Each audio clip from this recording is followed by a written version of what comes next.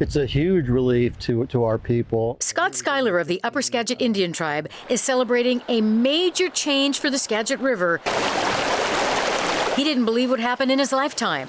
The city of Seattle committing today to adding fish passage over all 3 Skagit River dams, an abrupt shift in public policy. The tribe spoke for the river. The tribe spoke for the salmon. For 100 years, Seattle's dams on the Skagit, which provide 20% of the city's electricity, have completely blocked salmon from 37% of the river. Experts believe accessing that habitat is essential for dwindling salmon species to spawn, grow, and increase in numbers. Unlike every other dam operator in the state, City Light's project doesn't include a fish passage system to move salmon around the dams, giving them a better chance at survival. This is what we need to do. City Light General Manager Deborah Smith has worked on the dam's relicensing since she arrived at the city 4 years ago. I think it's a big step. It's intended to be one. The King 5 investigators have found there's a very dark side of generating light here on the Skagit River. In the 2-year investigation, Skagit River of Light and Loss, King 5 has shown getting here has been an arduous road. In the first 2 years of relicensing talks, Seattle's heels were dug in. They refused to even study adding fish passage. They said their science showed fish couldn't swim past the canyons and massive boulders below their dams. So investing in fish passage would be a waste of time and money. What do you think about the science they're using? It's no good. It's old. It's not true. The Upper Skagit Tribe's top biologist at the time and every other scientist involved didn't buy into Seattle's theory. The only scientist supporting it worked for Seattle City Light.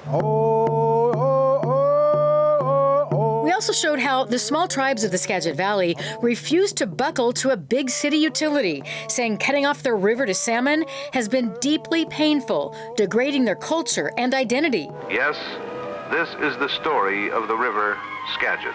When the dams were built a century ago, no one consulted the people who had lived there for centuries, the Native Americans. It saddens me because it's like a way of life gone. It's slow death. That's pretty much what it is a slow death for our culture. City Light officials hope the promise of fish passage is a step toward healing. This represents a piece of restorative justice here. A critical moment for City Light came in early March, just 2 months ago, when tribes and natural resource agencies filed scathing comments about Seattle still dragging its feet over fish passage after 4 years of conflict over it.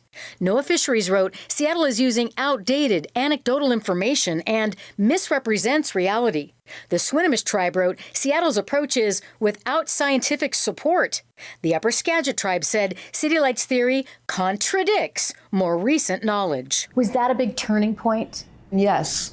It was clear to me after I read all of the comments that we had a lot of work to do. To the Upper Skagit Indian Tribe, the Skagit River and the salmon in it make up the heart and soul of their worldview. They led the negotiations with the city and, against all odds, never gave up. For their ancestors and their generations to come. Ancestrally, we were the stewards of the river here. To this very day we are, and it's our obligation to make things right. And we're not going to apologize for standing up for the river, for our salmon.